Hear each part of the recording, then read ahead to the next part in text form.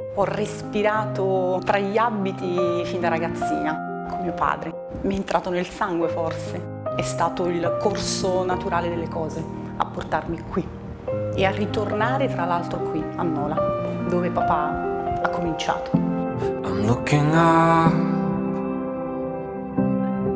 to where the stars still shine for you. I'm looking up. Mi ricordo, perché mi è rimasto impresso, il sole che tagliava questi abiti da sposa che sfilavano su questa passerella, tutto molto semplice, molto elegante, però che ti arrivava veramente diritto al cuore. E quello che mi colpiva era proprio questo, il sole che arrivava sugli abiti, luce naturale. For a way to bring you home, 'cause I'm lost without you. Semplicità, tessuti, fluidi, morbidi, questo mi ispira.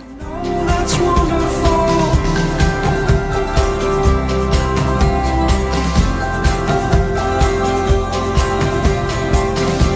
Your heartbeat, a wildfire, only as far as one can fall.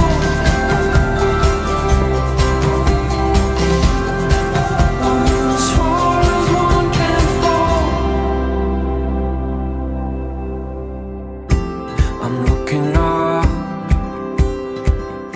E questa è i sensi, nel senso che a me piace toccare le cose e viverle, è così.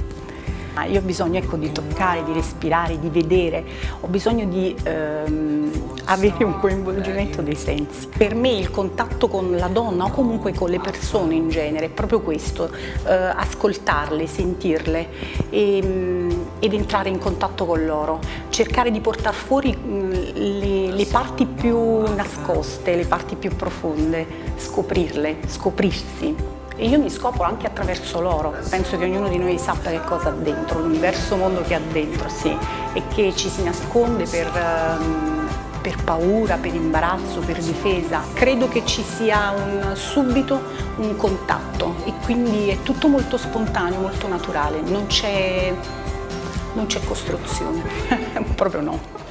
Ho cominciato subito con gli abiti da sposa, perché era il sogno, la magia, il divertimento, la passione, le emozioni, era tutto questo. Ho cominciato a prenderci confidenza perché è stato un passaggio e un prenderci confidenza man mano nel tempo. E oggi posso dire di aver fatto bene a seguire l'istinto, di aver fatto bene a seguire le emozioni e di aver fatto bene a seguire il cuore, decisamente.